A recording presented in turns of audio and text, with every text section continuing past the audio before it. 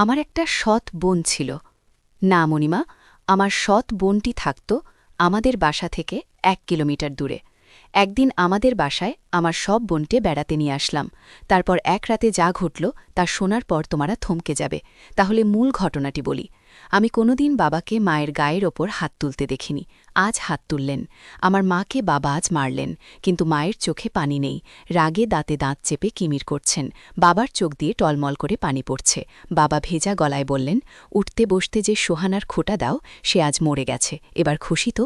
এখন থেকে অন্তত আমাকে রেহাই দাও। সোহানা নামটা আমি আজ প্রথম শুনিনি, আগেও বহুবার মায়ের মুখে শুনেছি। মা বাবার সাথে একটু রেগে গেলেই সোহানার নাম ওঠে। আমি দু-একবার জানতে চেয়েছিলাম মায়ের কাছে কে এই সোহানা। মা মুখে ভেঙচির আকৃতি এনে ভাষাকে বিকৃতি করে বলেছিল, তোর বাপের প্রেমিক লাগে। আমারে বিয়ে করার আগে সোহানার লগে তোর বাপের সংসার ছিল। বাবা মাথা নিচু করে সেদিন আমার সামনে থেকে চলে গিয়েছিল। বোঝাই যাচ্ছে নিজের ছেলের সামনে তিনি বেশ অপমানিত হয়েছেন। বাবার জন্য আমার বড় মায়া লাগে। মায়ের এই গালি প্রতিবাদ বাবা কোনোদিন করেননি, কিন্তু আজ প্রতিবাদ করেছেন। প্রতিবাদের ভাষা ছিল সজোরে একটি থাপ্পড়। বিগত এত বছরের রাগ বাবা একটি থাপ্পড়ে কমাতে পেরেছেন তো। আমি দুপুরের খাবার খেতে বসেছি, মা তরকারি দিচ্ছিলেন। বাবা এলেন হঠাৎ ঘরে। তখনই মায়ের হুঙ্কার, আমারে ঘুমে রাইখা কাউরে কিছু না কইয়া কার কাছে গেছিলাম। কইয়া গেলে কি হইতো? না করতাম আমি, এত বছরেও না কইয়া ফিরাইতে পারছি। বাবা এগিয়ে এলেন, থাপ্পড় দিয়ে সোহানার মৃত্যুর সংবাদ প্রকাশ করলেন। এমতো অবস্থায় আমার গলা দিয়ে আর ভাত নামলে না। বাবা ঘর থেকে চলে গেলেন। মায়ের দিকে তাকিয়ে বুঝলাম মৃত্যু সংবাদ শুনে রাগ একটু কমেছে। আমি খাবার রেখে নলকূপে হাত ধুয়ে ফেলেছি। মনটা কেমন খারাপ লাগছে। বাবা যে আজ আড়াতে যাবেন না বুঝাই যাচ্ছে। তার চেয়ে ভালো আমি আড়াতে গিয়ে বসি। কাস্টমারকে চাউল দিতে দিতে মনটাকে অন্যদিকে ঘুরিয়ে রাখা যাবে। রাত তখন 12টা হবে। আমি বই পড়ছিলাম। হুমায়ুন স্যারের মিশির আলী সমগ্র বইয়ের তন্দ্রা বিলাস আমার 2 চোখের তন্দ্রা কাটিয়ে দিল। দরজায় ঠক ঠক। দরজার ওপাশ থেকে বাবার গলার শব্দ, রিয়াদ, ঘুমিয়ে পড়েছিস? আমি কোনো জবাব না দিয়ে দরজা খুলে দিলাম। বাবা ঘরে ঢুকে আমার বিছানায় বসতে বসতে বললেন, ঘুম আসেনি এখনো? তোর সাথে গল্প করতে এলাম। বাপ-বেটার গল্প অন্য কারো শুনতে হয় না, তাই এখন এলাম। তোর সমস্যা হবে না তো? আমি মুচকি হেসে বললাম, না বাবা, আমার আরও ভালো লাগছে যে তুমি এসেছ। আজ এই ঘরেই ঘুমাও। মায়ের ব্যবহারে মন খারাপ করে থেকো না। বাবা পা তুলে আয়েশ করে বসলেন। ইশারায় আমাকে চেয়ার টেনে কাছে যেতে ইঙ্গিত করলেন। আমি কাঠের চেয়ার নিয়ে বাবার মুখোমুখি বসলাম। বাবা আমার দিকে কিছুক্ষণ তাকিয়ে রইলেন। তারপর দেয়ালের দিকে তাকিয়ে বললেন, তোর অনেক কিছু জেনে রাখা দরকার। আমি তোকে জানাতে চাই। আগেও জানাতে চেয়েছি, সাহস হয়নি। ভেবেছি তোর মা যেমন অকথ্য ভাষায় কথা বলে, হয়তো তোর জানা হয়ে যাবে। কিন্তু তুই জানিস না কিছুই। শুধু একটি নাম জানিস, সোহানা। তুই এই নামটি তোর মায়ের মুখে শুনেছিস। যতবার শুনেছিস আমি লজ্জা পেয়েছি, বলতে পারিনি কিছু। আজ বলবো। আমি গভীর মনোযোগ দিয়ে বাবার গল্প শুনছি। যে নাম নিয়ে মায়ের অকথ্য ভাষা, বাবার লজ্জা পাওয়া। অজানাকে জানতে অবশ্যই মনোযোগী হওয়া প্রয়োজন। বাবা একনাগাড়ে গল্প বলছেন। লুকায়িত এক গল্প। তোর মায়ের মুখে সোহানা নাম শুনে হয়তো ভেবেছিলি আমার অন্য কারোর সাথে কোনো সম্পর্ক আছে। সত্য হল, সোহানার সাথে আমার কোনো সম্পর্ক নেই। সোহানা আমার বিয়ে করা প্রথম স্ত্রী ছিল। তোর দাদা দাদি পছন্দ করে বিয়ে করিয়েছেন, তোর দাদার বাড়ির কাছেই।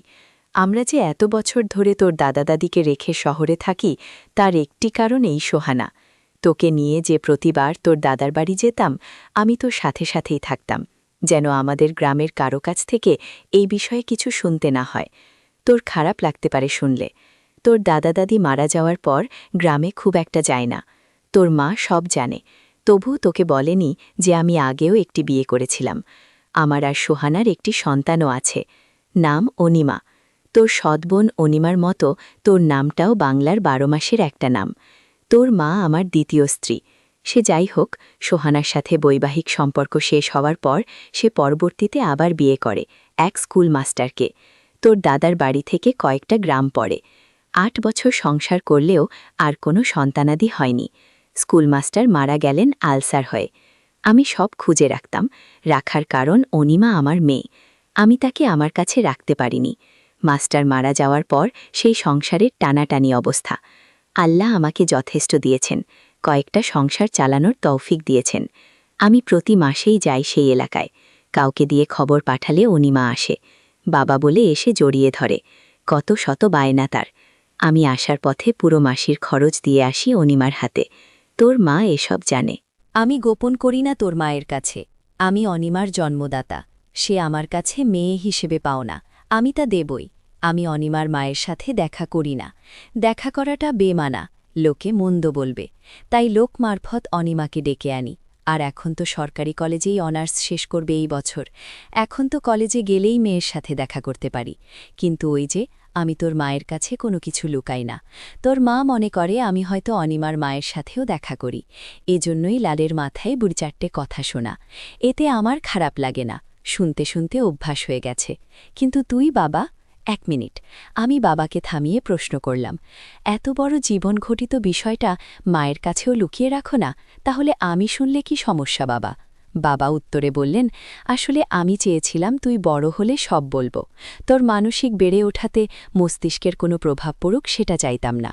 কিন্তু ভুলেই গিয়েছিস, যথেষ্ট বড় হয়েছিস। ইন্টার পরীক্ষা দিয়ে আর পড়লি না। অনিমা শুনেও কষ্ট পেয়েছে। ও হ্যাঁ, অনিমা কয়েকবার বলেছিল তোকে সব জানাতে। আমি সাহস পাইনি। তবে বিশ্বাস কর, অনিমার মায়ের সাথে আমি দেখা করতাম না কখন। কিন্তু আজ মৃত্যুর সংবাদ শুনে না গিয়ে থাকতে পারিনি। তার উপর তোর মায়ের এমন কথাটুকু সহ্য হয়নি। তাই আমার কোনো ভাই বোন নেই, এমন একটি আক্ষেপ ছিল সবসময়। আজ বাবার মুখে শুনলাম আমার একটি বোনও আছে, আমার বড় আপু। নাম অনিমা কোনো দিন দেখিনি। বাবা দেয়ালের দিকে তাকিয়ে আছে, চোখ দুটো চলছিল। সোহানা নামের মানুষটির জন্য বাবার চোখে পানি থাকাটা স্বাভাবিক। আমি বাবাকে প্রশ্ন করলাম, তুমি ছেড়ে দিয়েছিলে কেন বাবা? বাবা দেয়াল থেকে দৃষ্টি আমার দিকে দিলেন, এক দীর্ঘশ্বাস ছেড়ে বললেন, যে মানুষটা দুনিয়া ছেড়ে চলে গেছে তার সম্পর্কে কিছু না বলাই উত্তম। এতটুকু জেনে নেয় আমাদের মনের মিল ছিল না। তবে বুঝতে একটু দেরি হওয়াতে 4.5 বছর সংসার টিকেছিল। পরে আর টিকেনি। অনিমাকেও নিয়ে গেছে। আমার কাছে কোনোভাবেই রাখতে পারিনি। জোর করলে হয়তো পারতাম। আইনে গেলে অনিমাকে রাখতে পারতাম। থানা পুলিশ করে কোর্টে গিয়ে এত সব করতে ইচ্ছে হয়নি। আমি কিছু বলতে যাব, তার আগেই বাবা কিভাবে যেন প্রসঙ্গ পাল্টে ফেললেন। আমাকে উদ্দেশ্য করে বললেন, মেঘনা দিয়ে এক ট্রলার ভর্তি ধান আসার কথা। মুন্সীগঞ্জ বাজারের পরিচিত পাইকারদের থেকে কিনেছি। সন্ধে আসার কথা। রাত 9টা অবধি বসেছিলাম, আসেনি। দোকানের আওলাদের কাছে নাম্বার আছে। সকালে আড়তে গিয়ে একটু খোঁজ করিস তো, আসলে রসিদ দেবে, টাকা দিয়ে দিস। কথাটুকু বলে বাবা উঠলেন। উঠে সাথে সাথে চলে গেলেন না, একটু দাঁড়িয়ে থেকে আবার বললেন, রাত 1টা বেজে যাচ্ছে, জেগে থাকিস না, ঘুমিয়ে পড়, সকালে আরও যাবে। বাবা ঘর থেকে বেরিয়ে গেলেন। আমি চেয়ার আগের জায়গায় নিয়ে এলাম। আজ আর তন্দ্রাবিলাস পড়ে শেষ করা হবে না। বিছানায় গায়ে লিয়ে দিলাম। ঠিক 1 সপ্তাহ পরে বাবা হঠাৎ মারা গেলেন। আমি আড়তে ছিলাম। খবর পেয়ে ছুটে এসেছি বাড়িতে। বাড়ি ভর্তি মানুষ। কেউ মারা গেলে পরিচিত সবাই শেষ দেখাতে আসে। মা বিলাপ করে কান্না করছেন। মায়ের মুখেই শুনতে পেলাম, সকালে শুধু বলেছিলেন বুকটা ব্যথা করে। মা ভেবেছেন খাওয়ার পর হয়তো এমনিতেই ব্যথা করছে। তাছাড়া ব্যথা ততটা বেশিও না। কিছু না বলে বাবা দুনিয়া ছেড়ে চলে গেলেন। আমার মাথার উপর বচ্ছের ছায়া ছিলেন। নিজেকে খুব অসহায় লাগছে। এত বড় পৃথিবীতে নিজেকে একা লাগছে। আমার 2 চোখ পেয়ে অঝরে পানি পড়ছে। সান্ত্বনা দিতে এগিয়ে এলেন এলাকার কয়েকজন। মানুষের সামনে কান্না করাটা অন্য সময় হলে লজ্জাকর পরিস্থিতি হতো, কিন্তু এখন লজ্জা লাগছে না, শুধু পানি পড়ছে। এক এক করে সব আত্মীয় স্বজন এলো। শেষ বিদায়ের আয়োজন চলছে। কবর খুঁড়তে লোক গেছে কবরস্থানে। এ যেন এক অনুষ্ঠান চলছে, শেষ বিদায়ের অনুষ্ঠান। বাবা মারা যাওয়ার মাস পেরিয়ে যাচ্ছে। আমি আড়তে বসে আছি। বাবার অবর্তমানে দায়িত্ব বেড়ে গেছে। হঠাৎ আমার অবচেতন মনে খানিকটা ধাক্কা লাগল। অনিমা আমার একটা মাত্র বোন, বাবার মেয়ে। তাকে তো খবর দেওয়া হয়নি। আমার কাছে তো ফোন নাম্বারও নেই, বাড়িও চিনি না। কোন গ্রামে থাকে, বাবাকে শেষ দেখা হয়নি তার। এটা তো তার প্রতি মস্ত বড় অন্যায় হয়েছে। মায়ের কাছে কি আপুদের বাড়ির ঠিকানা আছে? না, মাকে কিছু বলা যাবে না। দাদার বাড়ির কেউ কি জানে? ভাবতে ভাবতে হঠাৎ মনে পড়ল, বাবা বলেছিলেন অনিমা আপু ঢাকা সরকারি কলেজ থেকে এবার অনার্স শেষ করবেন। আমি বসা থেকে উঠে দাঁড়ালাম। একটা বড় ভুল হয়ে গেল। আপুকে বাবার মৃত্যু সময় বাদ জানানোটা দরকার ছিল।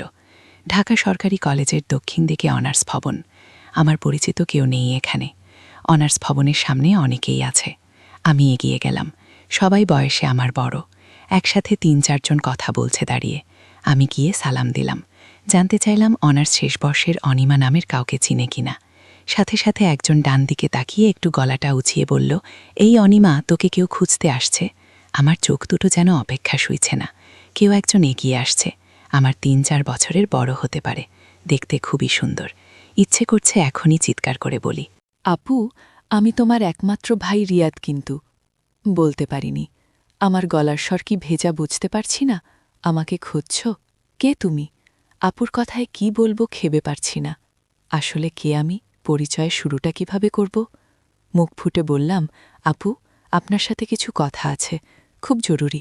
একটু এদিকে আসবেন? অনাজ ভবনের সামনে দূর বা ঘাসের শীতল পাটির মতো বিছানা পাতা। আমি আপুকে নিয়ে একটু আড়ালে গেলাম। আপুর কৌতূহলী চোখ। হঠাৎ বললাম, আমি রুপিপুর থেকে এসেছি। আমার নাম রিয়াদ। কথাটুকু বলে আপুর দিকে তাকালাম। আপু নির্বাক, চোখের পলক পড়ছে না। চোখ দুটো ভিজে উঠল আমার সামনে। আরেকটু এগিয়ে এসে আপু বলল, তোমাকে দেখার ইচ্ছে ছোটবেলা থেকে। আমার একটা ভাই আছে, আর তাকে আমি কখনো দেখিনি। এই কষ্টটা আমার অনেক বছরের। কত বড় হয়ে গেছ তুমি? আমার দৃষ্টি নিচের দিকে। ইচ্ছে করছে নিজের চোখের সাথে যুদ্ধ ঘোষণা করি। আমার চোখ থেকে এখন যেন কোনো পানি না পড়ে। আমি শতবৃথা চেষ্টা করে যাচ্ছি আটকাতে। আটকাতে আর পারলাম কই? এরই মধ্যে আপু আবার বলল, বাবা মারা যাওয়ার দিন গিয়েছিলাম তোমাদের বাড়িতে। আরব থেকে আওলাদ নামের কেউ একজন ফোন করেছিল। তোমাদের বাড়ির ঠিকানা নিয়ে গিয়েছিলাম। ২০ মিনিটের মতো ছিলাম। সবাই কান্না করছে। মানুষের ভিড়ে আমিও বাবার মুখখানি শেষবারের মতো দেখে নিয়েছি। দেখে কান্নাও করেছি, কিন্তু কেউ জানে না আমি কে। তোমাকেও খুঁজেছি, জিজ্ঞেস করিনি কারো কাছে। কে কবর খুঁড়তে গেল, কে বাজারে গেল। এসব বলার সময় শুনলাম তোমার নাম কেউ একজন বলছে, রিয়াদ কাপড় কিনতে গেছে। আমি আর সেখানে থাকিনি, চলে এসেছি। মাথা তুলে তাকাতে খুব ইচ্ছে করছে, কিন্তু চোখের পানি লুকাতে পারব না। আপু আমার চোখের পানি মুছে দিচ্ছেন। বড় বোনের বুঝি এত মমতা থাকে, এত টান থাকে? আপু আমার চোখের পানি মুছে দিয়ে বললেন, তুমি ছোট হলেও এখন তোমার দায়িত্ব অনেক। মায়ের দিকে খেয়াল রেখো। আমি আরব থেকে আসার সময় ২০,০০০ টাকা নিয়ে এসেছি পকেটে ভরে। টাকাটা বের করে আপুর হাতে দিয়ে বললাম, আমি এখন আর ছোট নই আপু, অনেক বড় হয়েছি। মায়ের খেয়াল যেমন রাখতে পারব, তেমনি আপুর জন্য এই ভাইটি আছে। আপু একটু চমকালেন বোধহয়। তারপর টাকাটা আমার হাতে দিয়ে বললেন, আমি তোমার চেয়েও বড়। এখন আমার টাকা লাগবে না। মামার বাড়িতে থাকি এখন। আমি টাকা ফেরত না নিয়ে বললাম, টাকা নিতেই হবে। আপুর সব দায়িত্ব এখন থেকে তার ভাইয়ের। বাবা শুধু আমার একার নয়, তোমারও বাবা। তোমারও অধিকার আছে। আমাকে শুধু আপু ডাকতে দিও, বঞ্চিত করো না। অনাস ভবনের সাক্ষী হচ্ছে ২ ভাই বোনের চোখ থেকে গড়িয়ে পড়া পানি। সামনে এগোচ্ছি, আরে যেতে হবে। আরব থেকে বাড়িতে। মা কয়েকদিন ধরে মনরা থাকে। মায়ের কাছাকাছি থাকাটা দরকার, গল্প করা দরকার। সব দায়িত্ব এখন আমাকেই পালন করতে হবে। রিকশায় উঠে কিছু দূর এসে পেছন ফিরে দেখি, আপু তখনও আমার চলে আসা দাঁড়িয়ে দেখছে। যেন ভাইকে বিদায় দিতে মন চাচ্ছে না তার। কিছুদিন পর আমি আপুকে বললাম, আপু তোমাকে আমাদের বাড়িতে নিয়ে যেতে আসলাম। কিছুদিন আমাদের বাড়িতে চলো, একটু ঘুরে ফিরে আসো, ভালো লাগবে তোমার। আপুর আমি আর না করলাম না। আমি বললাম, আমি তোমাদের বাড়িতে গেলে তোমার আম্মা অর্থাৎ আমার সৎমা আমাকে দেখে সহ্য করতে পারবে না। আরে না আপু, কিছু হবে না। তুমি এসব কথা বাদ দিয়ে চলো আমার সাথে। আমিও ভাইয়ের কথায় মায়ার টানে আমি চলে গেলাম তাদের বাসায়। আমাকে আমার সৎমা দেখে মুখটা কেমন যেন আন্ধার করে ফেলল। আমি এতে কিছুই মনে করলাম না। এটা আমি স্বাভাবিকভাবেই নিলাম। ব্যাপারটা বাবা মারা যাওয়ার মায়ের কষ্টটা অনেক বেড়ে গেল। আপু, আমি তোমাকে এখন থেকে কষ্ট করতে দিব না। যা প্রয়োজন তুমি আমার কাছে চাইবে, আমি দিব। কারণ আমার একটা মমতাময় বোন আছে, আমি তা জানতাম না। আমার বাবা মৃত্যুর কিছুদিন আগে আমার সাথে বলেছে তোমার কথা, তাই আমি জানতে পারলাম যে আমার একটা বোন আছে। আজ আমি অনেক খুশি এমন একটা বোন পেয়ে। আমার মা আমার সাথে বলতো তোর কোনো ভাই বোন নেই, কিন্তু বাবা আমাকে মৃত্যুর আগে বলে গেল। বাবা এতটা দায়িত্বশীল ছিল যে আমাকে কোনোদিন কষ্ট কী জিনিস বুঝতে দেয়নি। জানো আপু, আমার মা আমার বাবাকে প্রতিদিন কোন কথা বলতো, এর একটাই কারণ বাবা তোমার সাথে দেখা করত। তাই এটা বাবা আমায় বলে গেছে। বাবা কোনোদিন মায়ের কথায় রাগ করেনি। এসব গল্প করতেছিলাম, হঠাৎ মায়ের ডাক পড়ল, খেরে তোরা খাইতে আয়। আমি টেবিলে গিয়ে বসে দুপুরের খাবার শেষ করলাম। তারপর আমার রুমে আমার শ্রদ্ধের বড় বোনকে নিয়ে সুখ দুঃখের গল্প করছিলাম অনেকক্ষণ ধরে। আমার মা চাইত না আমি আমার বোনের সাথে গল্প করি, বোনকে লেখাপড়া করার জন্য সাহায্য করি। আমার মা আমাদের দুজনেকে গল্প করতে দেখে পাড়ার মানুষকে নিয়ে আসলেন আর বললেন, দেখো তোমরা সবাই, আমার ছেলেকে ওই অনিমা জাদু করে ফেলেছে। আমার ছেলে আমার কোনো কথাই শোনে না, আগে শুনত। আমি মাকে বললাম, মা তুমি এ কী বলছ? আমার বোনকে তুমি এত মিথ্যে অপবাদ দিচ্ছ? মা তুমি এতটা নীচ হতে পারলে কিভাবে? আমি আমার শ্রদ্ধেয় বড় বোনকে নিয়ে আসলাম আমাদের বাড়িতে কিছুদিন বেরিয়ে যেতে, আর তুমি কিনা আমাদের মিথ্যে অপবাদ দিচ্ছ। তোমাকে মা বলতে আমার ঘৃণা করছে মা। আমরা ভাই বোন, আমরা রুমে বসে বাপ আর তোমার জীবন কাহিনী নিয়ে আলোচনা করছিলাম, আর তুমি কিনা গ্রামের মানুষকে বলতেছ আমার বোনের সাথে। না মা, আমার ভাবতেই পারছি না। গ্রামের মানুষও কুসংস্কারে বিশ্বাস করত, আর তাই তারা ভেবে নিল আমার বোনের সাথে কিছু একটা হয়েছে। তারপর আমি গ্রামের মানুষের সামনে কেঁদে কেঁদে বললাম, আপনারা প্লিজ আমার মায়ের কথা বিশ্বাস করবেন না। আমার বোন বলতে লাগল, আমি একটা শিক্ষিত মেয়ে, আমার মরা বাবার কসম, সে আমার ছোট ভাই, তাকে নিয়ে আমি অন্য কিছু ভাবো, এটা আপনারা কি করে ভাবলেন? আমার কথা শুনে গ্রামের মানুষ বিশ্বাস করল, আমাদের কেন মিথ্যা অপবাদ দিল। আর গ্রামের মানুষেও জানত আমার মা বাবার সাথে প্রতিদিন ঝগড়া করত, অথচ বাবার কোনো দোষ ছিল না। তাই গ্রামের মানুষ খুব সহজেই আমার বোনের কথা বিশ্বাস করে নিল। তার জন্য গ্রামের মানুষেরা মাকে শাস্তি হিসেবে 2 মাসের জেল কাটতে দিয়েছিল। প্রিয় বন্ধুরা, আজকের গল্পটি কেমন লাগলো তা অবশ্যই কমেন্ট করে জানাবেন।